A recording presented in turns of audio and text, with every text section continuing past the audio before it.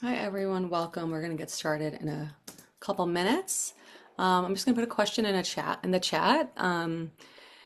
If anyone wants to share where they're coming in from, whether that's the city, institution, whatever it is, as well as what is the surface below you. I have like gray laminate below me, just like a way to literally get yourself grounded. So I'll put that question in the chat as well.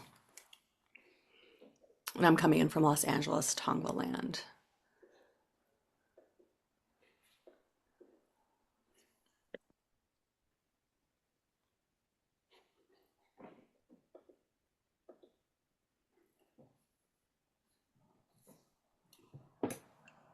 Blue green carpet. All right.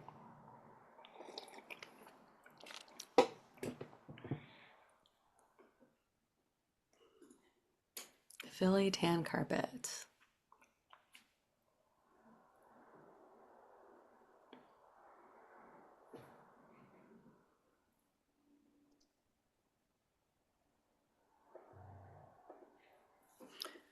And for anyone new that's coming in, I'm just dropping this question in the chat again for where you're coming in from and what's the surface below you. Lots of carpets here. All right, Tony's got wood floors. Hi, Tony.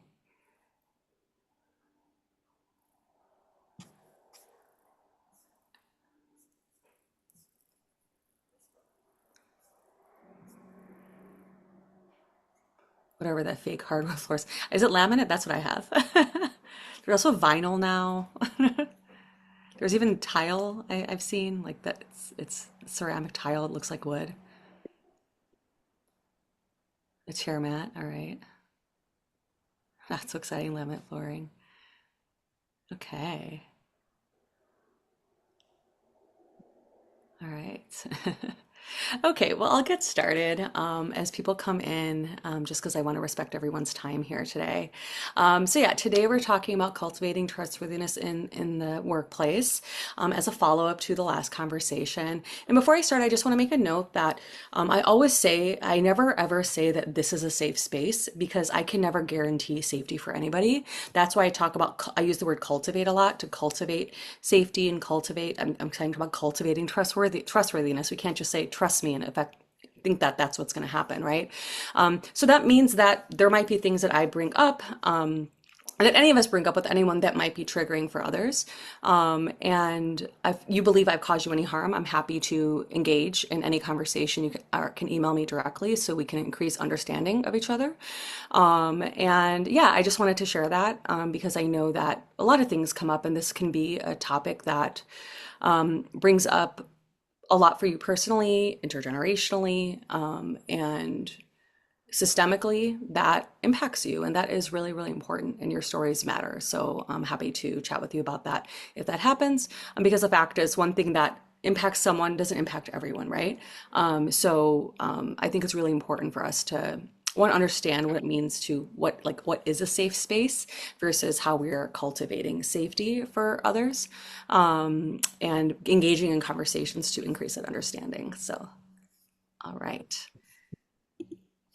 I'm going to share my screen now. All right. Everyone can see that? Yeah? Okay, cool. So a head nod.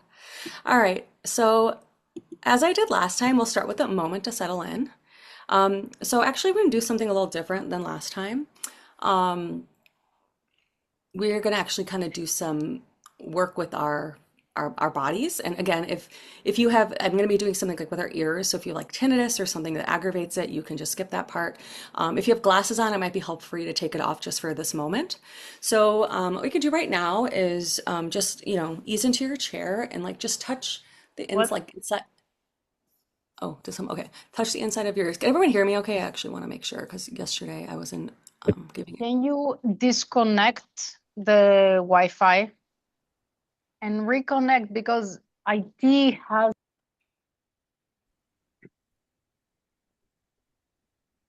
Um, okay, I'm not sure if maybe you were talking to somebody else. I just want to, but everyone can hear me okay? Yes. Okay, all right, cool. Thank you. Okay, so if you want to just let yourself be held by whatever you are sitting in or standing on, and just take a moment to just kind of tug on your ears, the inside part of your ears, and like pull it out in a way that really stretches them out. And like I said, if this is like actually aggravating for you or hurts more, please stop. You don't have to do that, this part. There's other parts where you can participate and you could just focus on your breath if this is too much. And just see how that feels for you.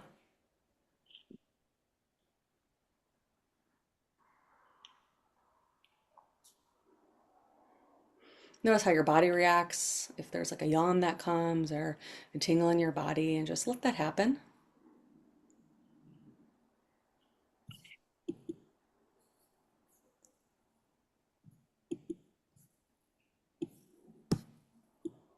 And then what I'll have you do is just rub your hands together, create some heat, and then put it over your ears and just hold it there for a little bit.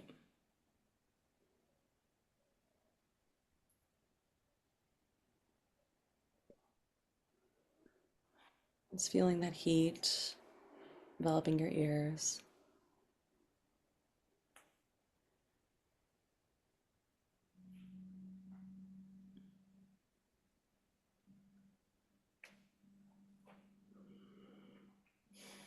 Just breathe naturally.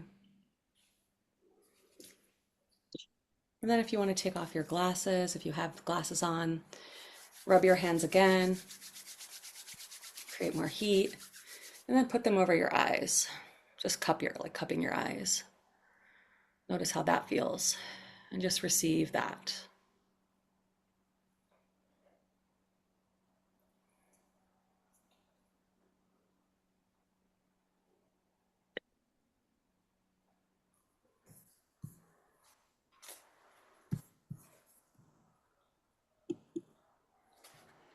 And then take a moment to kind of lean your head back a little bit and almost imagine your like eyeballs like falling back into your eye socket, like almost like it's sitting on a lily pad or hanging out in a hammock.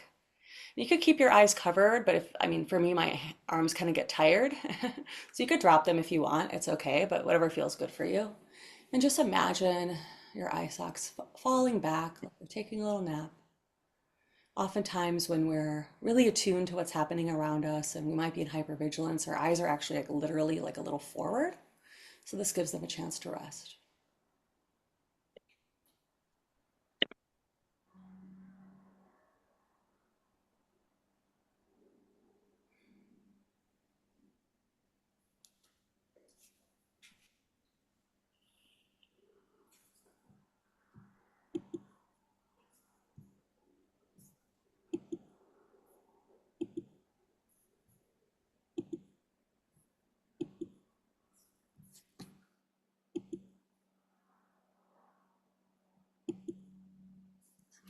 And then lastly, if you want to just let your head be held by your hands, as you could see from how I'm doing. And that might mean like you have your elbows on your desk, or maybe just like you're leaning down, your body weight's holding it, just letting your head rest. So your head's like not, the muscles aren't holding it up or anything. It's just literally being held by your hands and letting your head rest for a little bit.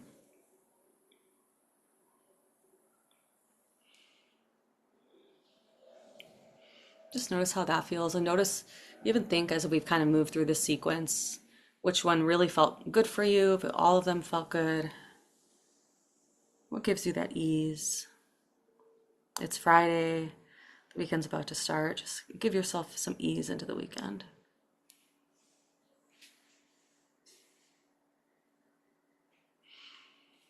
All right, you can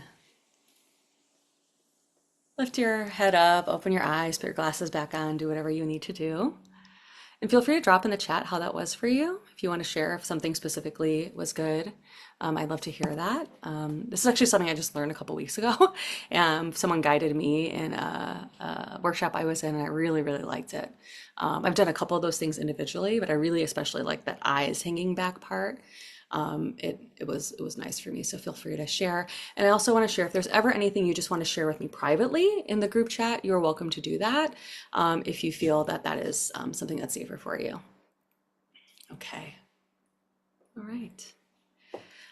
Okay. So I know I introduced myself last time, so I'll keep this a little more brief, but I know some of you may not have been here in the first session or you didn't watch the recording yet. So my name is Nisha Modi. I have had a lot of different careers in my lifetime. Previous to being a speaker and a life coach, I was a librarian, but before that, I was an IT consultant, a IT recruiter, a speech language pathologist before I became a librarian. And I was a librarian for UCLA's medical school, and I was the associate director for NNLM's Pacific Southwest region. And I came to this work because I really found myself more passionate about how we connect and disconnect from each other. So I really have made this my life's work and my life's mission by starting this business, coaching people individually and in groups to move from inherited trauma to values-aligned legacy, as well as doing a lot of these workshops for organizations to confront hard relationships, have hard conversations, and just be honest with ourselves and each other in order to facilitate change. Because really, when we hold back from expressing ourselves, it kind of things can stay stagnant. And I always say that the personal can't always turns into the professional. That doesn't mean you have to bring your whole personal life into the professional sphere, but I think we would be lying to ourselves if we said that like our personal lives did not impact our professional lives at all, which is why I do this work. As someone whose face is too sensitive to touch, I enjoy focus on the ears. Okay, well, lovely, good. I'm glad. Yeah, listen to your body. I enjoyed intentionally resting my eyes. Cool, wonderful, wonderful. And as I mentioned last time, I'm not a psychological therapist, and this is not a substitute for therapy. What I'm talking about today is just one of many ways to look at ourselves, the work we do, and the world around us. I wish we could get to everything about this, but I'll have to leave some stuff out. What I talk about will not give you all of the answers, but I actually just hope more so that it helps you ask different questions, kind of like I always think about like a twist of the Rubik's Cube, just seeing different sides of things and how it can be put together. You might resonate with what I'm talking about on a personal level. That doesn't mean anything is wrong with you. Like I said, the personal and professional has that gray area that in that Venn diagram. And instead of like focusing on right or wrong or what's good or bad, really think about what cannot change or be created when you only focus on that moralistic binary perfection. So land acknowledgement, and feel free to share in the chat if you want to share the native land you're on. I live on a land once known as Tovangar. It was the home of the Gabrielino Tongva peoples who were the stewards of this land before it was settled. And here's a map from the LA Times of the native land in the Los Angeles region. And also, as I mentioned last time, between last time and this time, I could probably even focus on like one or two things and we could have like long conversations about them. So really start where you are, use what you have and do what you can, which is why today we'll close out by having like 2 to 3 actionable things you can do instead of having to feel like you have to do everything. And because the first workshop was the navigating relational change. Today we're going to talk about how to cultivate trustworthiness in the workplace by befriending your responses, identifying your feelings, and leaning into liberatory power. Okay. So the learning outcomes for today is reflecting on the power dynamics and nervous system responses. I'm not going to get too deep into nervous system. That could be a whole workshop in itself, which I've done. But we're going to kind of connect that more to the feelings and needs. So then we're going to identify feelings and needs connecting to some challenging situations, especially connected to the homework I gave. And it's okay if you didn't do it. We'll have space right now to do that. Wasn't like too much. And then naming 2 to 3 actions you can use to implement to cultivate trust using liberatory power is what we talked about last time. And thanks to everyone for sharing where you are. So we're going to start with a little homework review, lean into the feelings and needs, and then talk about trustworthiness and transparency. Okay, so the homework was to notice how you feel and your own responses when it comes, your own nervous system responses connected to what we talked about last time, which I'll go through again, when it comes to a specific power dynamic that is challenging or one that might be shifting for you. And also to bring the definitions of power over versus power with that you came up with last time. So just to review, Um, we went through this chart, which basically showed these responses, trauma, these survival slash trauma responses. I use them synonymously: fight, flight, freeze, or fawn. And this shows in these ovals around it that the light blue, which is the second oval out, is power under. So it shows that if you have a flight response and you're in a power under position, which could be in a lot of different ways, it could be being the only person of color in the room. It could be a positionality in terms of like actual hierarchy, being someone's direct report. It could be an age thing. It could be, there's a lot of ways this can show up. But your flight response might look like escape. For fawn, it could be appeasement. Fawn is like people pleasing. If you're in a power under position for freeze, it could just look like endurance, like, you know, keeping going, even if like you have that kind of frozen action within you. And then last is fight, which looks like resistance in a power under position. But the last oval outside, this light purple, for flight, it looks like it can look like or be perceived by others as abandonment. It can, for fawn, people pleasing can look like or be perceived as manipulation. For freeze, it can look like or be perceived as neglect because it's like you're not doing anything. And for fight, it could look like or be perceived as violence, and it could very well be all of these things. So I really want you to think about the homework I gave in a specific situation. And I'm going to drop this in the chat. Another little Mentimeter, my favorite tool. I love to know, what sensations do you feel in your body when you think about this specific relationship? Do you feel hot? Do you feel heavy? Do you feel tingly? And you can use feeling words too. You can feel sad. I like to kind of like really get into the sensations themselves. We're going to do a little practice. Yeah, numb, tight. If you don't feel anything in your body, that's also okay. You could just say nothing. So yeah, the QR code's there. I'm actually going to get it out because it looks like it might be getting in the way. Shaky, yeah, frozen, weak, tight, especially in my chest. Irritated, nauseous. Yeah, yeah. Nothing, yeah. Heart pounding, yeah. Weak. Usually for me, heart racing, pounding, like, and hot go together. Frozen and tight. Misunderstood, yeah.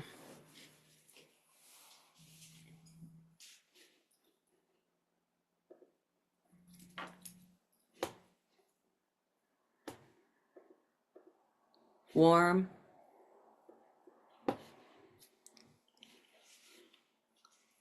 Numb, heavy, hot, sweaty, nervous, exhausted, yeah. Yeah, exhaustion is very real. Cold hands, uneasy, shaky, yeah. Yeah. Okay.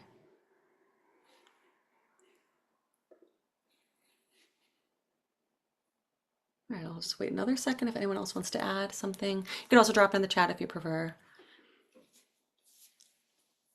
Yeah, the tightness for me usually happens in my chest. It also happens in my neck a lot, like this area, the neck to the shoulders.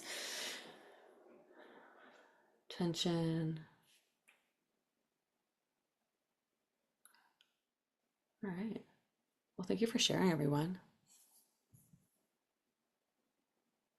Okay.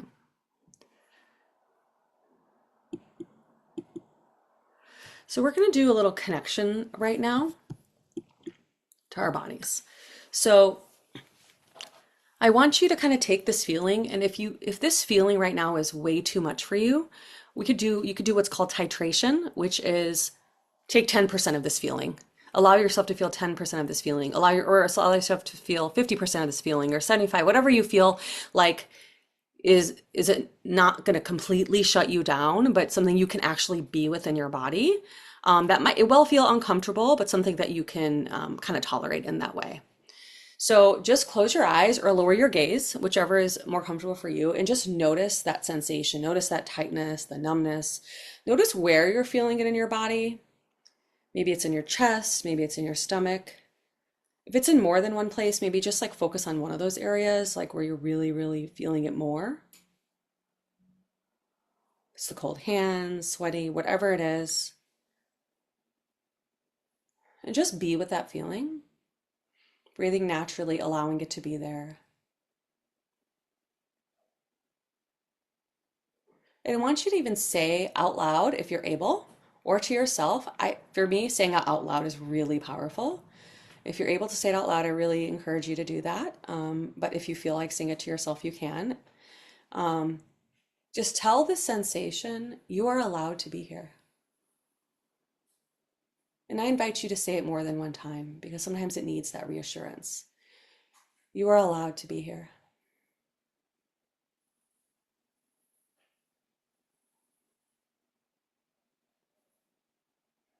You are allowed to be here.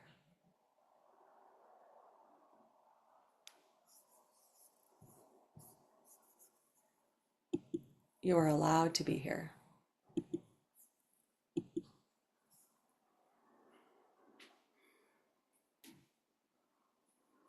Again, just breathe naturally. You are allowed to be here. And before we close out, just take one inhale in through your nose. And when you sigh, or when you exhale, feel free to sigh if you'd like. And feel free to open your eyes or lift your gaze.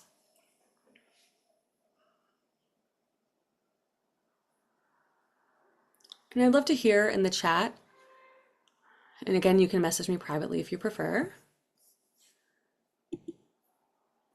What did anything shift for you? How do you feel now? It's okay if it didn't shift. There's no right or wrong here, but I'm just curious. What happened to that feeling?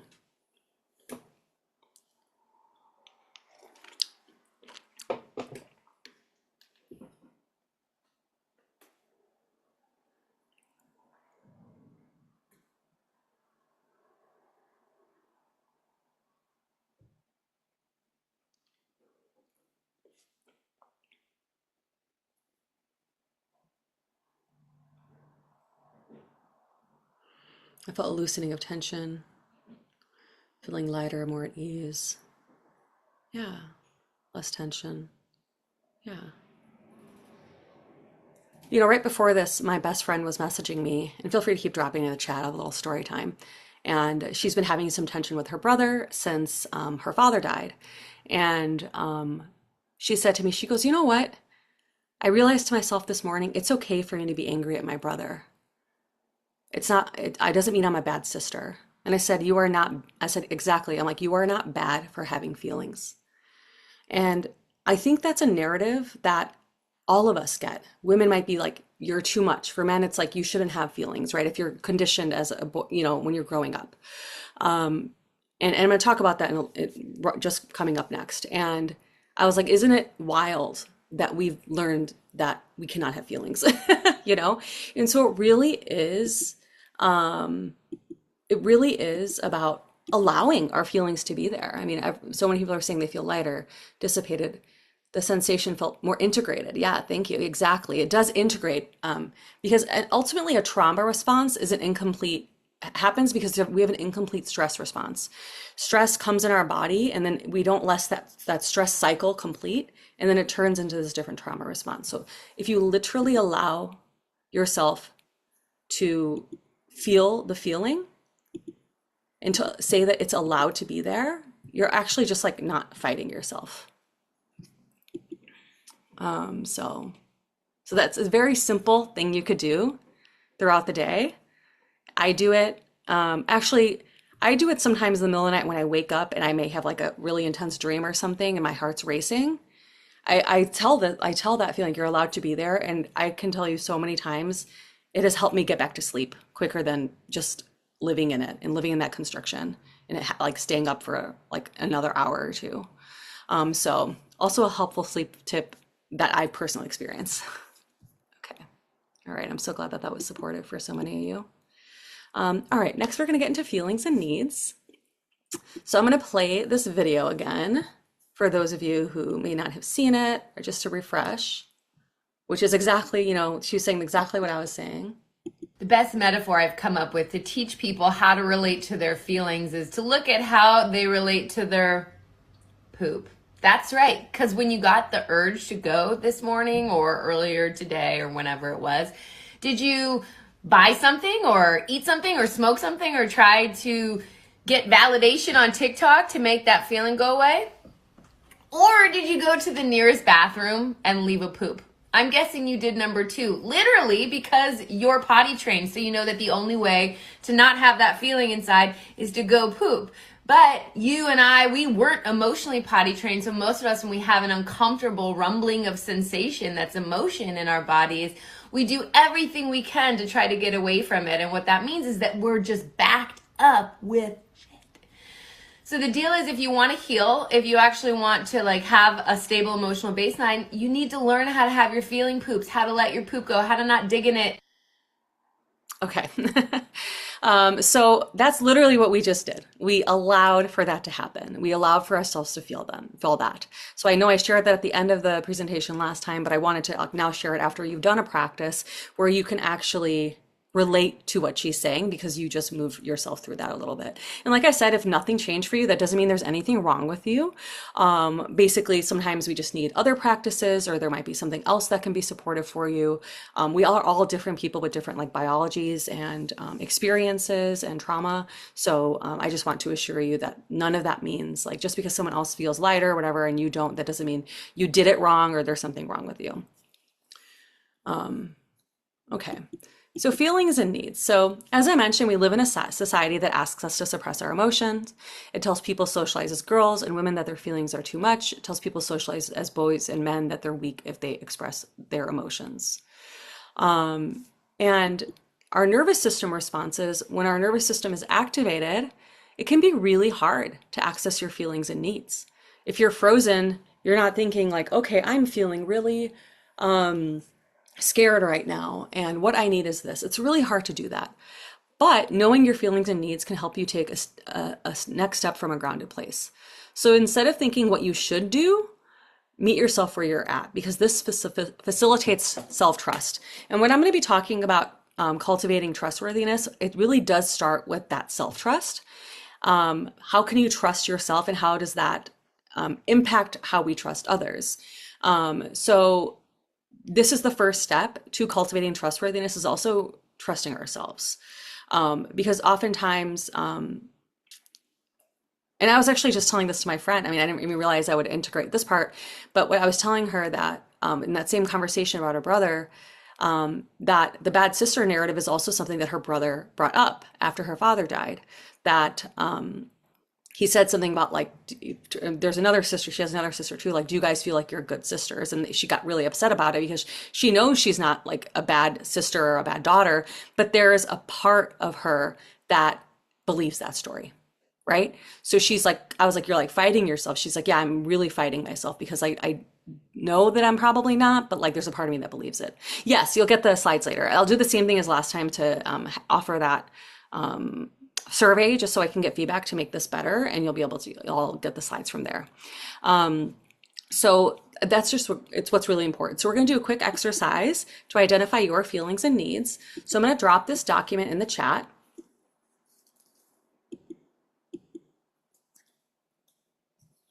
Actually, I meant to have it open myself here.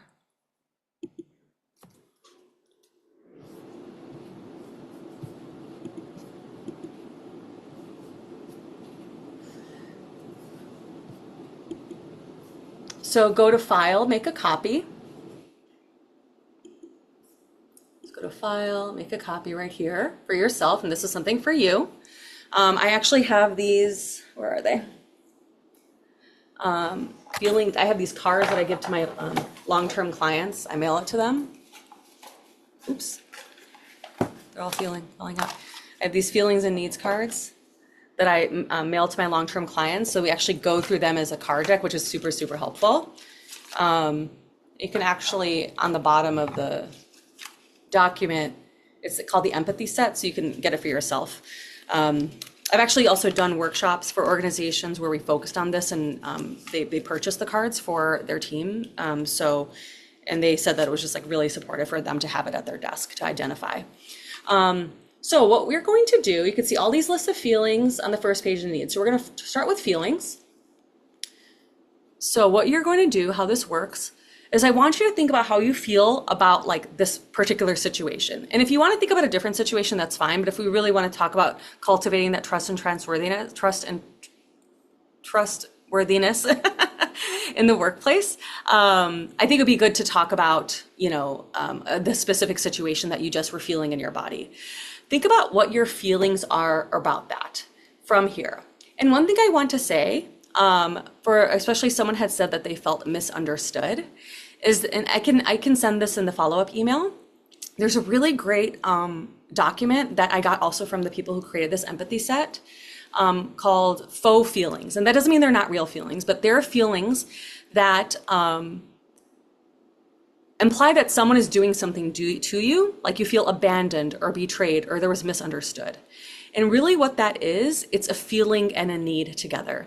So for example, for misunderstood, and like I have this document and it has misunderstood on here, the feeling might be that you're upset, and the need is that you have a need for clarity. So your feeling misunderstood is that actually that you're upset, that you're not, and that you need clarity, or that you're frustrated and you want to be heard, right? So it's really helpful to not, the feeling to be what you are feeling inside, not what you are claiming someone else is doing to you. And I'm not saying they are or they're not doing that, but yeah, I just wanted to share that. So I will send that to you. And these aren't all the feelings that are possible in the world. There's probably other feelings out there. So I just want to say that too. So for this, what I'm going to have you do is think about how you feel. Bold as many feelings as you can to represent that. So if you want to bold 20 of these, bold 20 of them.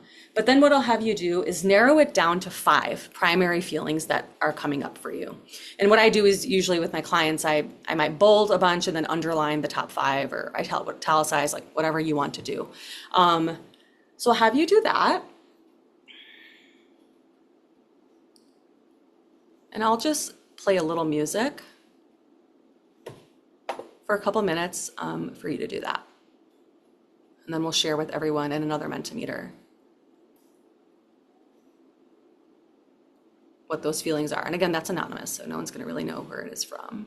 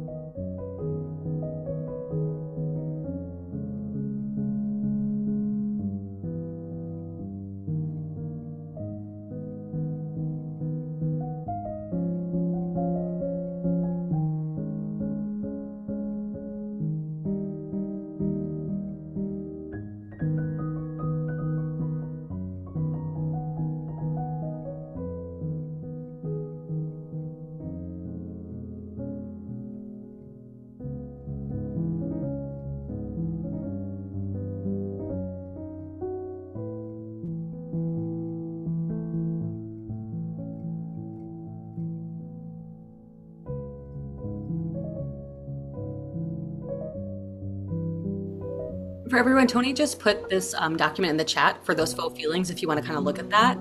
Thank you so much, Tony. And I will also send that to you all in the follow-up email.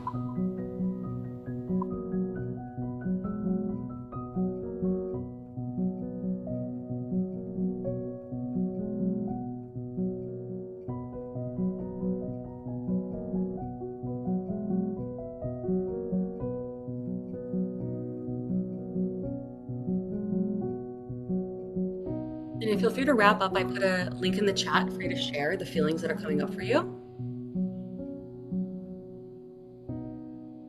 Those top 5. Yeah, just drop those in the Mentimeter. Again, you could put in the chat or message me.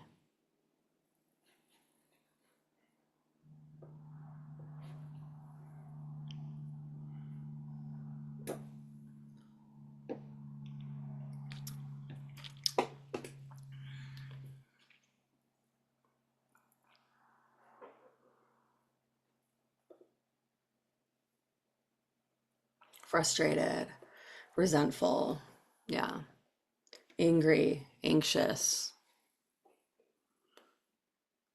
misunderstood, discouraged, irritated, calm, hopeful, sad, lonely, powerless, relief,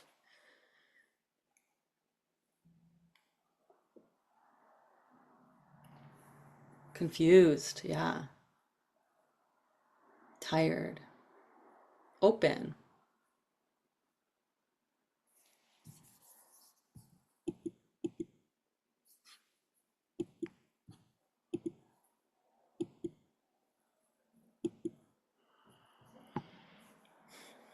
Interested, yeah, sad. Thanks for sharing, everyone. Feel free to keep dropping that. Reluctant, that makes sense. Relaxed, guarded, yeah. Stuck. I think stuck is a very real one. Compassion, vulnerable, stressed. The big ones are definitely frustrated, exhausted, discouraged, angry, stressed, anxious. Like hopeful is getting up there, overwhelmed. Yeah, overwhelm's a big one.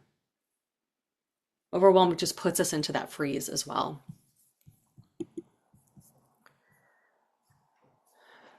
Oh, in the chat, sad, frustrated, unheard, anxiety, unhappy. Yeah.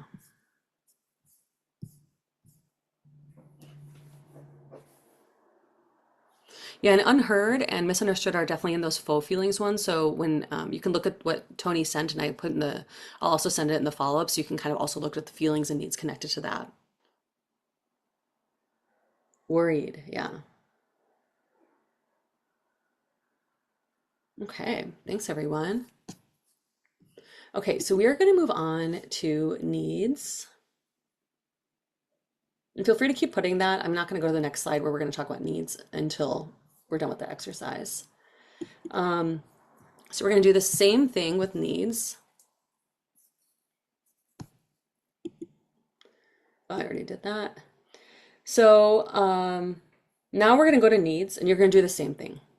Bold all the needs that address those feelings. So example, if you feel exhausted, you might need rest or fun or something.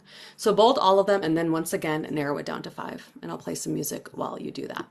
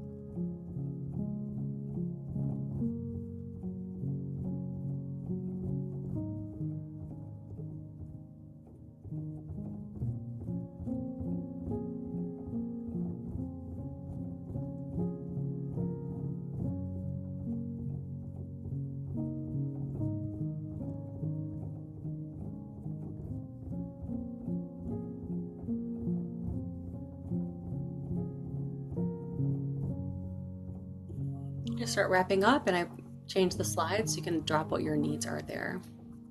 I see in the chat acknowledgement, empathy, respect, to be heard, understanding. Yeah.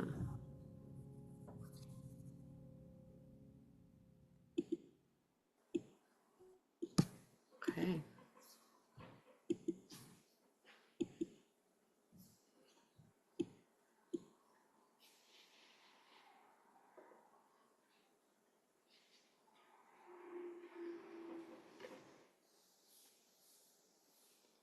Understanding, respect, trust, to be heard. To be heard is always usually a really big one. Trust, yes. And we will be talking about that. Rest, communication, yeah. I'll actually kind of be teasing something at the end for you for communication. Acknowledgement, understanding, purpose, certainty, freedom, authenticity, honesty, consistency, yeah. Consistency and predictability are big trauma-informed care. That's part of being trauma-informed is predictability, consistency, support, safety, clarity, learning, care, equality, competence, acknowledgement, consideration, fairness, equality, inclusion, compassion, appreciation. Might be missing some, but rest. Yeah. Thanks for sharing, everyone. Empowerment, commitment, space. Yeah, sure. Certainty, connection. I think connection's a really huge one, and because connection can bring a sense of safety as well.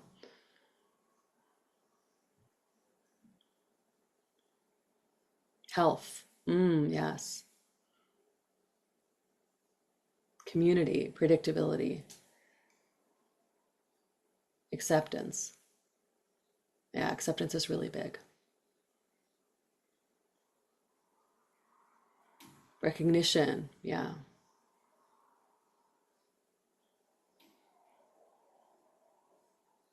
Yeah. Purpose, reassurance. Okay. I also want you to just kind of notice to yourself right now and thank yourself and also the people in this room for their vulnerability and sharing their feelings and needs. And also seeing that maybe you're not alone with whatever you feel and you need as well. And, notice how that feels for you as you move through this.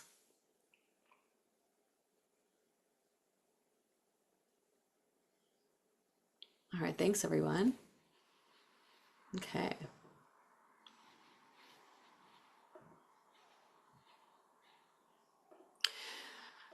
Okay. All right. So what I actually, before we move into trustworthiness and transparency next, I would love to know, what's one word to describe how this exercise supported you? Just knowing what your feelings and needs are. It might be that this person might not be able to meet your needs, but maybe you can meet your needs in some way, or maybe someone else can meet your needs. And maybe just knowing your feelings and needs is supportive for you. So what's one word? And if you want to use more than one word, that's also fine. Yeah, validation, naming, clarity, eye-opening. Oh, Kelsa, hi. Understanding, community, clarity, validation. A lot of validation, recognition, trusted. So now you have this document, and I'll include it in the follow-up as well. Yeah, and if you want, you can get the cards, buy for your team. um, just having them, when I've used these cards for myself, it just having the physical cards is helpful because it's a physical thing that's there. But this document is also there if you need recognition. Good. I'm so glad. Community. Beautiful, beautiful. Okay. All right, why don't we all take a deep breath? I know we just kind of went through this exercise, a lot of feelings that are there. Or we just take 3 breaths at your own pace, whatever feels good for you. Maybe that's a gentle breath, maybe it's some deep breaths, whatever you think would be good. So 3 breaths at your own pace. Giving gratitude for yourself, knowing you're not alone, easing into the weekend, maybe just with some more clarity and understanding. All right. Yeah, thank you, everyone. Truly, I know it's a lot to kind of get into this, especially if you're even physically at the workplace right now. So I do appreciate your vulnerability and your willingness to do this. All right. So let's talk about trustworthiness and transparency. So trustworthiness and transparency are actually one of the 6 principles of a trauma-informed approach. And these 6 principles of safety, trustworthiness and transparency, peer support, collaboration and mutuality, empowerment, voice, and choice, as well as cultural, historical, and gender issues, comes from the Substance Abuse and Mental Health Services Administration. My personal twist on this is that I see safety, the first one, and cultural, historical, and gender issues almost as like the umbrella of everything else. Because I think for when we have to consider safety and consider cultural, historical, and gender issues, where I also, my other twist is I add ability to that because I think disability needs to be included in that as well. Then all of these other trustworthiness, transparency, peer support, all of these other 4 are part of what contributes to safety as well as regarding cultural issues. Because I don't see cultural issues as a separate thing. I see it as something that is part of the foundation and part of the systems that we are in and create. It's not just like a side thing. So I just wanted to note that. I'm not going to be able to go through all of these today. I actually just did a workshop yesterday, like a trauma-informed care 101, where I went through each of these and that, in terms of what it is, how it looks in libraries. So I just took the slides from trustworthiness and transparency. But I'm happy. I do workshops to kind of go through all of them as well. So for trustworthiness and transparency, really thinking about how trust is built through clarity and congruence. And congruence is a relational skill that I teach as well. And it's actually also part of this new communication model for trauma-informed care that I've created. I'm going to share at the end that I'm going to start. I've just developed this model and going to start sharing more in workshops specifically about trauma-informed communication. But kind of a TLDR of congruence is that it's when your insides match your outsides. It's that integrity, that honesty that some people said. So when you are honest, when you are feel in your integrity, then that congruence is there. And I know sometimes we might not always feel safe to do that with people. And that's fine. You have to meet yourself where you're at. And that doesn't mean we can't be congruent with someone we do feel safe with, that we can't just even be honest with ourselves about what's happening. And basically, transparency promotes trust when it is rooted in care and not liability. So this is trustworthiness and transparency, but I almost kind of feel like it should be the other way around, because I think transparency comes first and it promotes that trust. And transparency and congruence are very connected, but it does have to be rooted in the actual authenticity. Someone said, I remember, in the needs, that care, and not like, I need to do this, say this because I don't want to get in trouble, or I don't want to be liable in some way, because that impacts the outcome. And it also makes it so that you're not kind of rooted in codependence, because you're kind of worried about what might happen and getting someone else's approval. And you build trust when you share information that affects others, explain decisions and reasoning, and even name when you're still deciding. And you could explain decisions by saying, I don't know, just saying you don't know, asking for clarity and offering it. Because when we withhold information without any context, it unintentionally signals, I know better and you don't need to know. That's why I think still saying something, especially if you're a leader, it's like, I don't know why this happened, or like, I want to share something with you, but I can't do that quite yet. And I wish I could, like, still promotes more trust than not saying anything at all. Feel free to put a +1 in the chat if you've felt that. That you would just even like to know that, like, you don't know, or that you wish a leader wishes that they could like just tell you, even though they can't tell you. Yeah. To see how, like, it's a little thing, but it makes such a big difference, because it does signal, I know better and you don't need to know. And that is how we erode trust. So yeah. So one thing to reflect about is really genuinely ask yourself, and again, come from a place of curiosity and not judgment with this. Is your transparency rooted in care or that obligation or liability? And maybe it's both. Maybe it's like, oh, I obviously we don't want to get in trouble. We don't want to risk things for people, but is it actually also rooted in care, right? Oh, yeah, thanks for sharing, everybody in the chat. Yeah, obviously this is something that impacts people. So in libraries, I think it's really important to consider the system. How are decisions made at the highest level, and how are they communicated? Are feedback pathways clear and accessible, and not just clear and accessible, but implemented? If you're asking for feedback, is it just going into a black hole? Is that a performance? More of like that liability to say, oh, well, we asked for feedback, but if you're not doing anything. I'm sorry, I just like thought of this thing about in my building. My HOA put out a survey. They were repainting the outside of the building, and they were going to either keep it the same color or they had two other choices. So I went to a meeting and they were trying to figure it out. I was like, well, why don't you send a survey to everyone in the building? Which to them was like a revolutionary idea, which I was like, oh my God, is this that hard? But anyway, I digress. So they gave the survey. We chose to change it to a different color, but they still, and they said, this is the color that one, but they still did the same color. So I'm like, why did you send the survey if you weren't going to actually listen to people's feedback? This is a small thing, but I don't trust them, honestly, after that. It's like, you obviously don't care about what we think, right? So that's a small HOA drama. Yeah, sounds like, yeah, Teresa, sounds like my HOA who I don't trust. Exactly. But even thinking about things at these smaller levels, you can see how trust can so easily get eroded.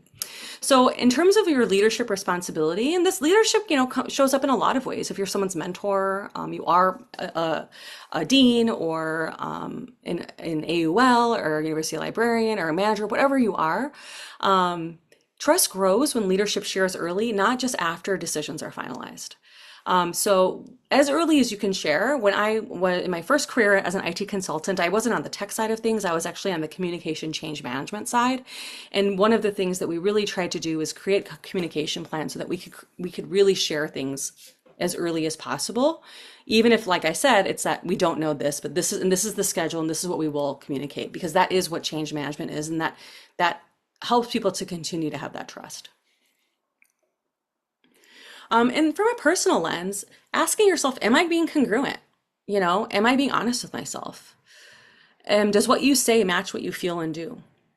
So self-trust strengthens institutional trust, because institutional trust is actually built from relational trust. There's that saying, the culture eats strategy for breakfast, lunch, and dinner, right? Like that's what relationality is. Relationality builds culture. And relational trust is really built from congruence. It's built from that honesty. One person, I've also, like, my friend had their challenges with her brother. I've also had challenges with my brother. And some of our biggest breakthroughs have just come from me truly understanding where it's coming from, letting my guard down, letting down my judgments about him, and really being curious till I can actually relate to him and understand him.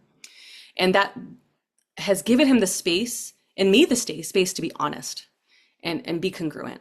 But that congruence also requires self-trust. So when someone's not congruent with themselves, where they don't know what they feel, they override what they feel, they say yes when they mean no, they communicate in a performative way, and they avoid naming discomfort, people sense that. Even if it's like just a small sense, like, people sense that. And when people sense incongruence, their nervous system reads uncertainty, and that is exactly what erodes trust. So really prioritizing curiosity over judgment. So for example, if you think someone isn't doing their jobs, what happens when you lead a conversation with that person from curiosity instead of making assumption through judgment?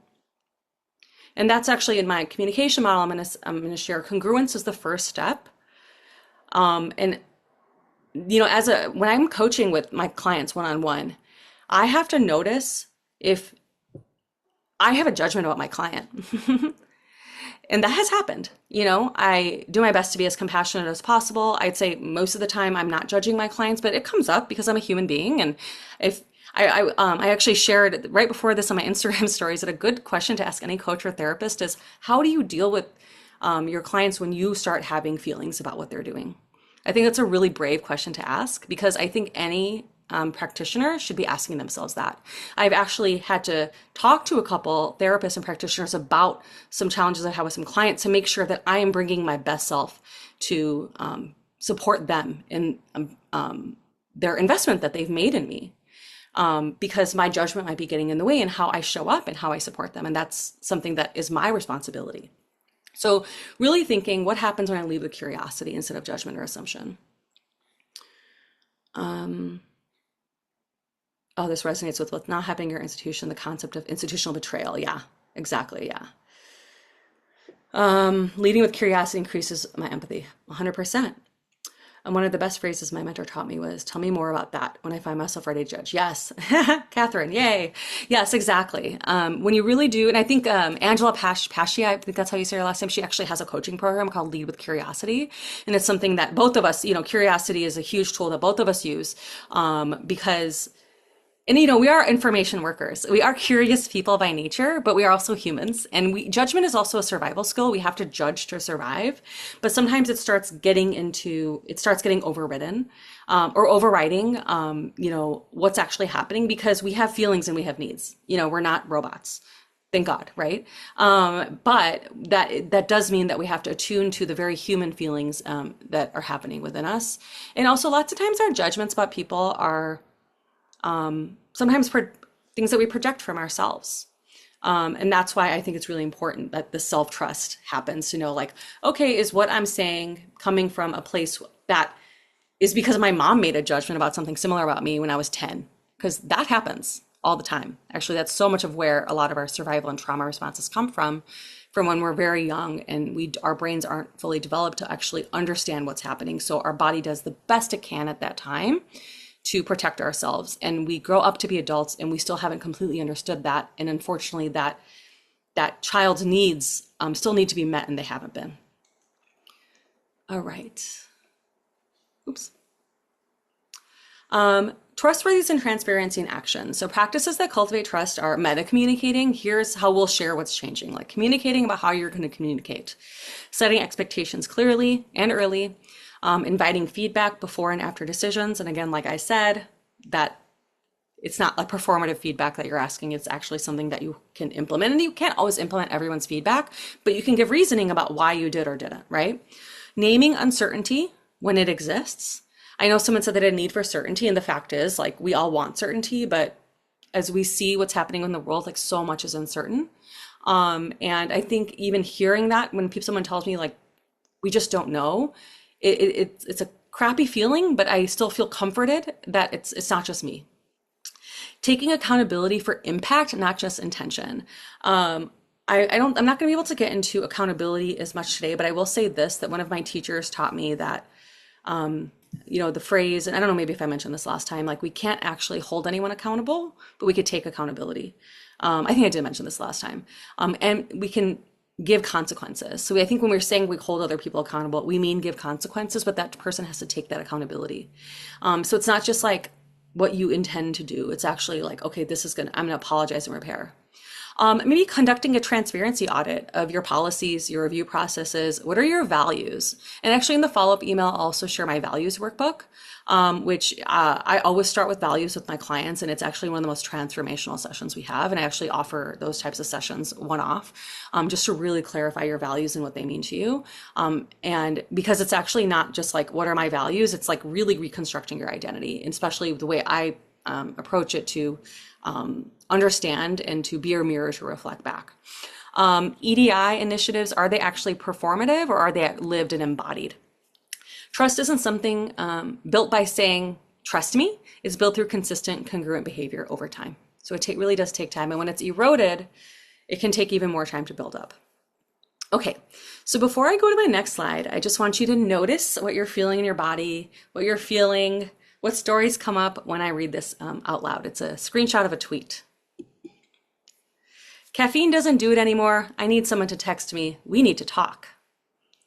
So feel free to share in the chat what happened in your body, what you felt, what came up for you as I said this.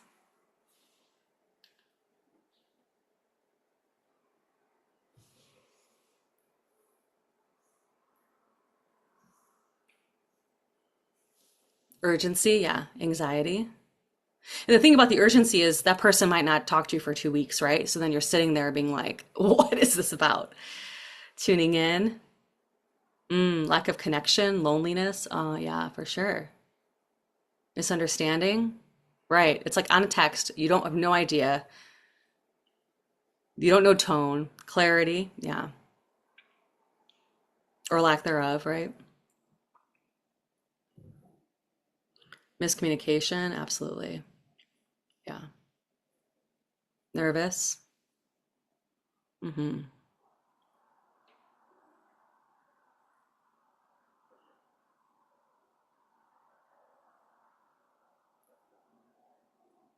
Worried. Yeah, I would be really worried for sure. Worst case scenario, exactly. All right, so I'm gonna have another slide in need of that adrenaline hit to get the job done. Yeah. It actually biologically, this does adrenalize us. It makes us hypervigilant, like looking on the lookout. That is an actual biological thing that happens. It's not just like a, don't gaslight yourself into thinking that any of these things aren't valid or real, because they really are. All right, now I'm gonna have another one and I want you to see how you feel in your body from this. I'm going to read the tweet at the bottom first. Just got a calendar invite from my boss titled Quick Chat, Good Thing. And I have never been more grateful / impressed with anyone in my life. A workplace revolutionary, TBH. So share in the chat how you feel now looking at this. To be honest, to be honest. TBH is to be honest. So reassured. Yeah. I've got this. Yeah. Warm, excited. So often ways we could be trauma informed don't have to be this massive thing, right? Most of the things we could do are very low stakes. There are high stakes things, absolutely, but a lot of these little things can make a huge difference. Now this person's going to go into this meeting with their boss open and curious, excited, as opposed to tiptoeing and walking on eggshells, right? Straightforward, going to the meeting with a lighter heart, included. Yeah, exactly. Yeah, and this person who had shared this on LinkedIn said, "This is so helpful. Having been on the receiving end of quick chat meetings, I find that this one thing creates safety. Always do this with good news." And the fact is, there might be bad news, and I think that just sending a quick chat without any communication prior, if it is something that isn't the best news, is also like not trauma informed. It's good to have like that early communication, that follow up. Ways to communicate, and that's something I coach people through, like how to approach a situation based on the specific situation, but there's ways to do that. Yeah, quick, clear communication, exactly. So yeah, like I said, it doesn't have to be after a big event. This really embodies the trauma-informed principles of safety, trustworthiness, and transparency, and even empowerment, voice, and choice, because now the person's going into the meeting more empowered, and they might use their voice more because they're not frozen. They don't need time to thaw out, right? Because not all of us are the same. Like just because you're relieved in the meeting, that doesn't mean that you're immediately going to be engaged. You might still need some time to thaw out. So yeah. So another thing I wanted to talk about was consent. So this is from Katie Kurtz, who also does incredible work about trauma-informed care. She defines consent as an expressed, or is a conscious expressed agreement or permission. So here are the 5 types of consent she defines. The first is expressed consent. So this is clear and direct expression of permission. Is it okay if I share this? I do that a lot with my clients for testimonials. I'm like, ask them, can I share this? Can I use your full name? Do you want me to say anonymous, initials, whatever? And the second is implied consent. This is inferred based on actions and nonverbal cues. This is usually in relationships that are already safe and trusting, something you already know about someone, and so it might be more implied. And this is a gray area, but I think that maybe an implied consent situation might initially have expressed consent, but then you don't need to do that, right? For example, I have a friend who's like not really into hugs, so I usually do ask her, but I'm sure if I was around her all the time, there might be more implied consent around that. The third is informed consent. This is consent written in written and or legal format where both parties are in agreement, so a contract, an agreement of sorts. Fourth is unanimous consent. So this is consent in a group of people, so you're thinking about consensus, community agreements. And the fifth, and I think is really important, is personal or self-consent. giving yourself consent, not crossing your own boundaries, and tending to your own needs. I think this is a really, really important one. And I usually share this quote in my boundaries workshops, but one of my teachers, and I'm probably going to misspeak this exactly, but he said that one of the biggest boundary violations is believing other people's ideas of me, which is crossing your own boundaries. And when he said that, I was like, oh, that is such a boundary violation. It kind of goes back to what I was saying, where like my friend's brother's ideas of her were impacting her, right? It's like, are you actually believing that? And that really is that personal self-consent. And that's why I talk about boundaries so much, because I think if we don't have that, all of the other consent can feel challenging. Yeah, it really was wonderful. It totally blew my mind when he said that. So here's some consent language. I'm going to go left to right here. So this is some language you could use or modify based on your relationship, based on how you talk. Something that you can say is like, I invite you to do this. So I think I've said that a couple times, like inviting you to connect to your body, etc. Should we have some shared agreements? Very direct ask, maybe for a committee that you're on, a type of meeting, etc. And it could be like an ongoing meeting, a committee as well. Here are some options. I think that providing choices is so important because sometimes people don't have access to choices. And I also think that providing 25 choices might sometimes be too much. So really thinking about your capacity, everyone else's capacity. Maybe it's 5 choices, maybe it's 10, maybe it's 3. The next one is, how does everyone feel about blank? Like, how do you all feel about this? That's a way to ask for consent too. So the 5th one is, am I feeling a constriction with their performance? So what this is basically the fawn response. It's just like people pleasing. So people pleasing, that nervous system response is a feeling of being frozen and then a performance. So that constriction with their performance. So I always give the example of someone asks you to help them move. You really don't want to, but you feel bad. So you say, sure. But inside you're like constricted. You're like, oh my God, I don't have time. I don't want to do this. But then you say yes. So it's feeling like that constriction that's like kind of like no, or this is not okay. That is violating your own that self-consent. And then you perform. And the last one, does this relationship feel safe enough for me to not ask for consent? That's like the implied. And lots of times with implied, that kind of just happens naturally. And you should probably know what those are. There are some relationships. I have a very dear friend who asks for consent for me all the time. And like, I appreciate it, but sometimes I feel like we've been in a relationship or friendship long enough where I don't need to be asked. I don't think it hurts to like ask for consent, but there are times relationally speaking where I don't always need that. And I have actually told her like, going forward, you don't need to ask me that. I just want you to know that. And, I think that that's also a part of our responsibility because someone just might not know. They might not just be able to read that. And that's okay. Okay. So if you want to drop in the chat, what situations do you think you could use some of this consent language in? I'd love to hear it. Professional, personal, whatever it is. And again, you can always message me privately.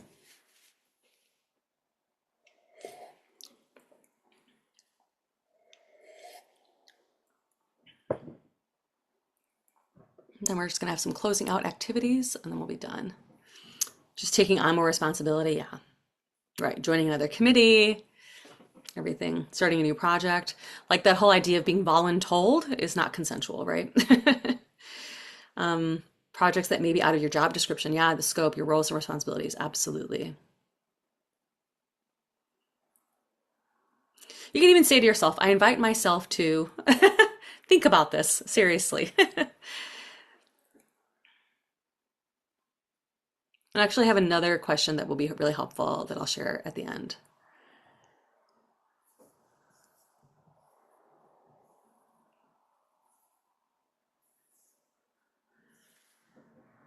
Just a general language to say, I invite you to for student activities. Yeah, during workshops. Absolutely. Yeah.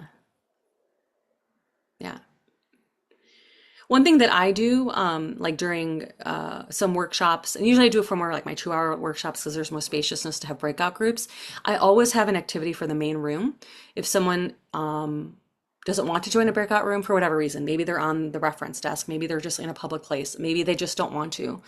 They're having a hard day. Whatever it is, I always provide an activity in the main room that they can participate in so that they don't feel left out and they don't feel like they have to leave, because we all know about that drop off that happens with breakout groups. So I always say that too.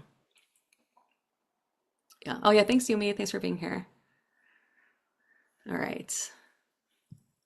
So I want to just review the two types of power we talked about last time, supremacist power versus liberatory power, and for you to have those definitions about, what's power over versus power with, because we're going to kind of connect these together. Because trustworthiness and transparency really is that more of that power with liberatory power. So supremacist power is the ability to dominate or control people and things. This power rests on relative rank and the privilege of being at the top.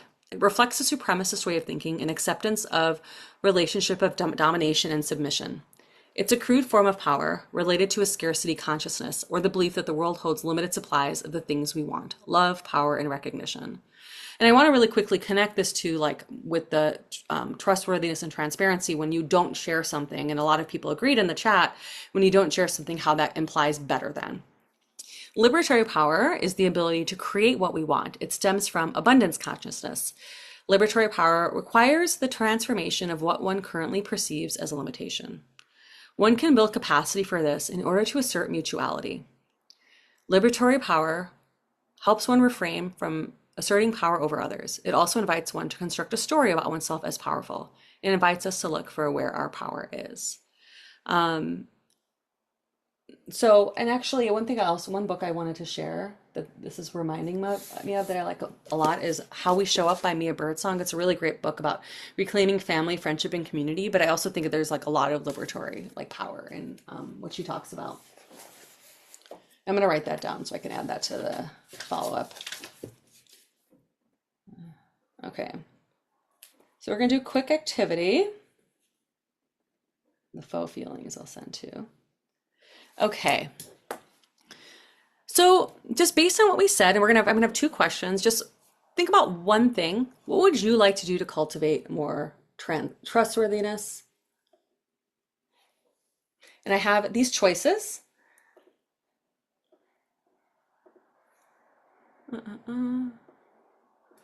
For you to think about.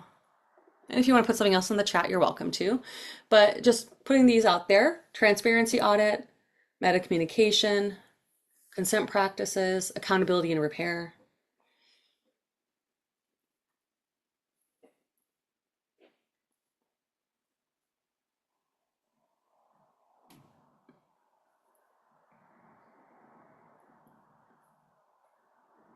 All right, seeing a lot of accountability and repair, a lot of meta communication, consent practices, transparency audit.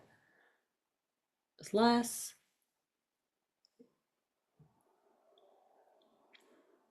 There might be people who already know from their institution what is and what isn't transparent.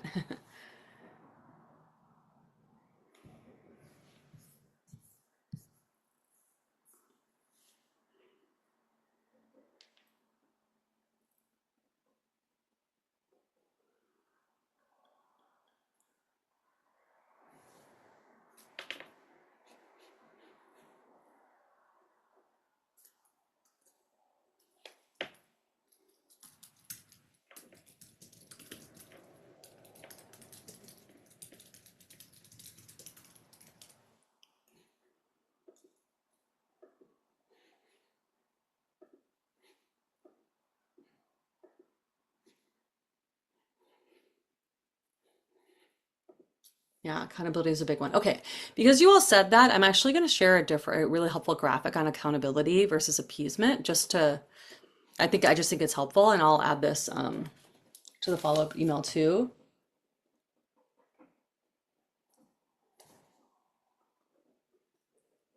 Okay, I just found it really quickly because so many people, I would like to select all of these. Yeah, I know. And you absolutely can. Okay. Okay, so I just found this graphic on Instagram that I'd initially found. So this is from Kai Cheng Tom. They do a lot of conflict resolution work. So this is appeasement versus accountability. So I'll start with the middle. Both can result in apology, behavior modification, responsibility taking, and empathy. However, the primary goal of appeasement is to get out of trouble or regain safety. That's like a regain, a kind of almost like a false sense of safety in a way, or to feel like you're safe. So that was kind of what I was saying, that care versus reliability, where accountability is the goal is ethical behavior, is that care. Appeasement is motivated by shame and fear. Accountability is motivated by compassion and dignity. Appeasement, sorry, I figure I just drop this in the chat. Appeasement is codependent. It's saying, I need you to tell me I'm good again. Accountability is interdependent. I care about you and I am my own person. Appeasement is where your personal values and truth are secondary to preserving the relationship. So that is not congruent. That's out of integrity, where accountability is the integrity of your values and truth inform continuing or maybe ending or shifting the relationship. So I think this is a really helpful way to look at accountability. It's like, is this actually accountable, or is this something that you're just doing to perform or appease? I hope that was helpful. Okay. All right, well, let's get back. We're gonna do one more reflection.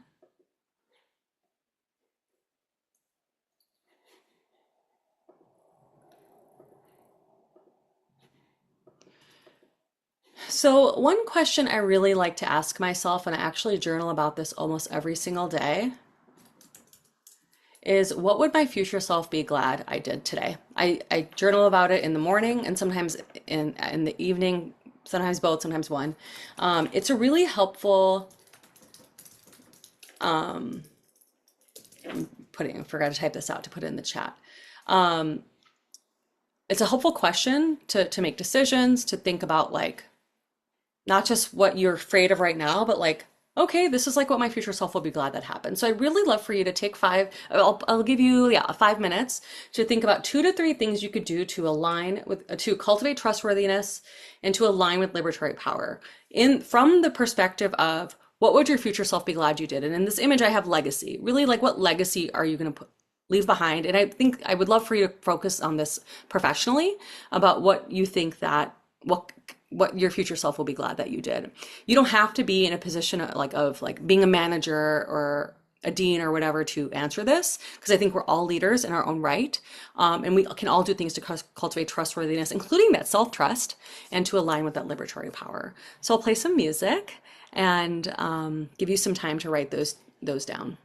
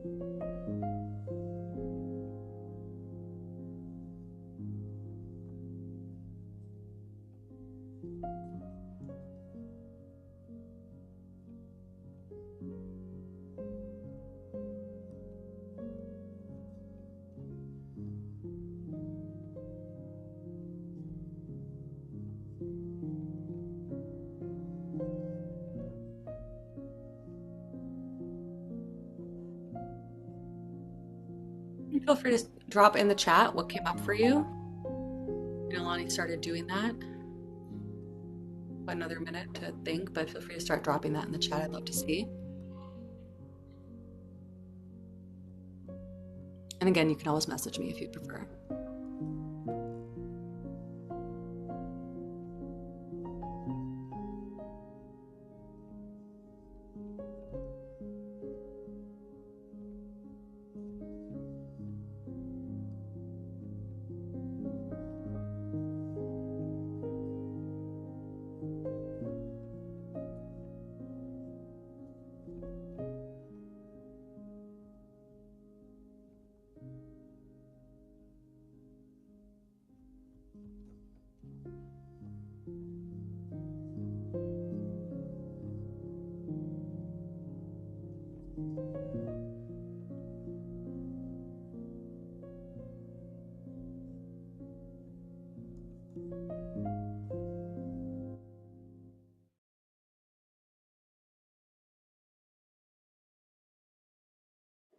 All right. Um, so we have create an environment of trust in every situation, give opportunity for adjustments, use positive, honest speech in difficult situations. Yeah. I also want to add a caveat to honesty. I think sometimes, I mean, I'm sure I'm not the only one who's experienced this with friends or coworkers or whoever who would just say, well, I'm just being honest, but there might be some cruelty or judgment in their honesty, where their honesty isn't really about giving feedback that's supportive. It's more about projecting something on them. So I think it's really important to discern. And also notice that about yourself from a place of curiosity. Okay, take a pause to connect with others. Yeah, beautiful. Listen to myself. I love that. Give grace for growth, even when it doesn't feel like growth. Yes, I love that because sometimes, like growth hurts, right? Like I always think about like a caterpillar turning into a butterfly. It's not going through an easy process of transformation, but that is what's required. And I also always talk about how there's two types of discomfort. One that can actually like be harmful, like I'm feeling uncomfortable because I'm being harmed, versus I feel uncomfortable, but this is an opportunity that leads to growth. And being able to discern that is pretty revolutionary for yourself. Being more curious and less judgmental. Beautiful. Be transparent about upcoming changes and shifts in policies, budgets, and anything that may impact someone's work environment. Lovely, lovely. Yes. Okay. And I hope that framing of what would your future self be glad you did helped. And feel free to, yeah, I use that for my personal life all the time. Use that for other parts of your day. Maybe even start your day at work. You know, maybe it's like spent less time responding to emails, spent more time responding to emails, you know, time blocked my calendar in a certain way. Yeah, it's a great journal prompt. It's one that's definitely stuck with me over the last more than a year. It just really helps me ground myself, and I reflect on it at the end of the day too. And sometimes what I think about in the morning, I did something else, but I am glad I did it. So I think both ways it's really helpful to reflect. Okay, feel free to keep dropping things in the chat. I'm just going to share one more thing. And this is this trauma-informed communication framework I've created, the 6 C's. As you could see at the top, it starts with congruence, and then goes to consent, curiosity, context, clarity, and at the center is compassion. And I created this new workshop for trauma-informed communication strategies. It's a 2 hours to full day workshop, virtual or in person. I'm really excited to share this work after all the work I've been doing the last few years. And this isn't, if you also know of organizations outside of libraries, or if you might be interested, this is something that's applicable everywhere. But I think that congruence part especially is helpful. And this isn't a script, like we will practice and create scripts, but I don't say this is the script to do this, because the congruence part changes everything. And this one thing that differentiates my communication framework that I've seen from anybody else is that I actually connect to what's happening in the body, like you all did. And that really impacts how everything is communicated and expressed afterward. So I just wanted to share that in case you are interested or you know anyone that might be interested, because I really think that this is going to be really powerful for organizations, and something that not even organizations, even myself, it's something I'm sharing with my clients, as my one-on-one clients as well. Okay, so I just really want to know if you, what you liked about this presentation so I could do more of it, or what you disliked so I can improve upon it, because it really is my mission to get this message, this work in front of as many people as I can. So when you give me feedback, that is exactly how I can do that. And like I said, if you filling out this survey, you'll get the slides. Ooh, my mouse is okay. You'll get the slides. So you can use the QR code, but I'll also drop this in the chat.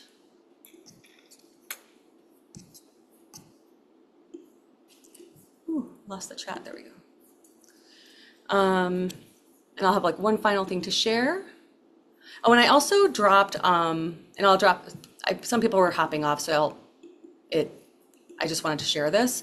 One thing I really wanted to share was that, all of this, these are my free tools. One is to sign up to get any emails about trauma-informed care, which I'll be sharing about this framework soon, as well as a freebie I have, 7 tools to cultivate revolutionary relationships in a dystopian world. I shared this last time. If you are interested in the course, there's a link for my self-paced course that I have that does have 20 MLA credits that ends June 23rd. However, if there is enough demand from an institution for this to be used for your workers, I'm happy to renew that. I just, I serve larger organizations outside of libraries. I serve libraries, so I would just need to have demand for that, and I'd be happy to extend it out. So just let me know if that's something you'd be interested in, because 20 MLA credits is quite a bit, so that might be supportive for you. And if you were interested in any institutional, any workshops, also if you do this survey that I shared, it will also have a part that you can connect with me or talk to me. So, but if you did want to just set up a time to talk about any workshops or the course pricing, I'd be happy to talk to you about that. So last but not least, this is a lot of information today and last time. So just remember to start with one thing, and I'd love for you to drop your one thing in the chat, like what's your, or one thing you're going to do, or what your biggest takeaway from today is. I would love to see that in the chat. Sorry, I didn't have too much time for questions, but you are welcome to email me with any questions as well. So yeah, feel free to drop your takeaways. And as I started, start where you are, use what you have, and do what you can.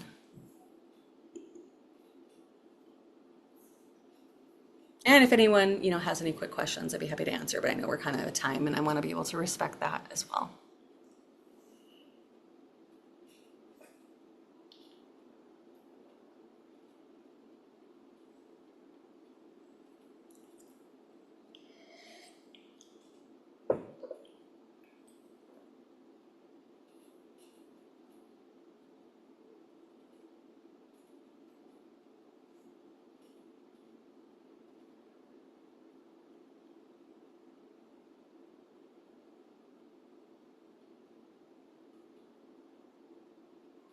Grace for myself and grace for others. Beautiful. Transparency breeds trust. Yeah, absolutely. Transparency, consistency, all of that. Beautiful. It's okay to feel what I feel. Yes, it's a huge one. Owning up to it eliminates stress. Yeah, I love that congruence. Curiosity over judgment. Yes. I love that way of putting it, Natalie, owning up to it. I never thought about that. So thank you for sharing that with me.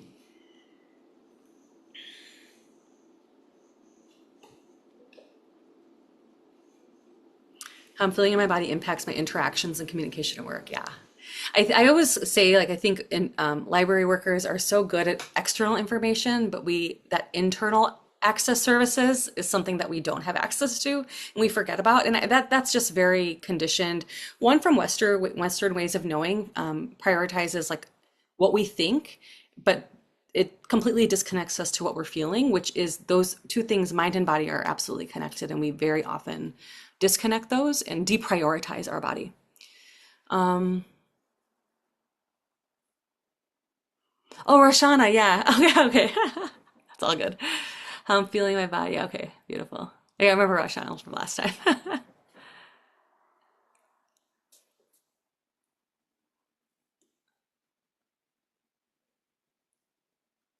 All right.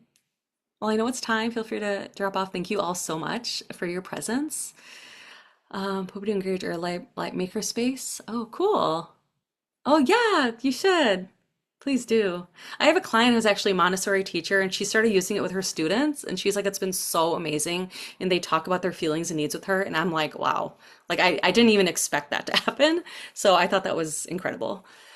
Yeah, thank you everyone. Thanks for being here and being present on a Friday with me. Thank you to Ozil for having me. I so appreciate your collaboration and connection. Yeah, I hope everyone has a wonderful weekend and takes care.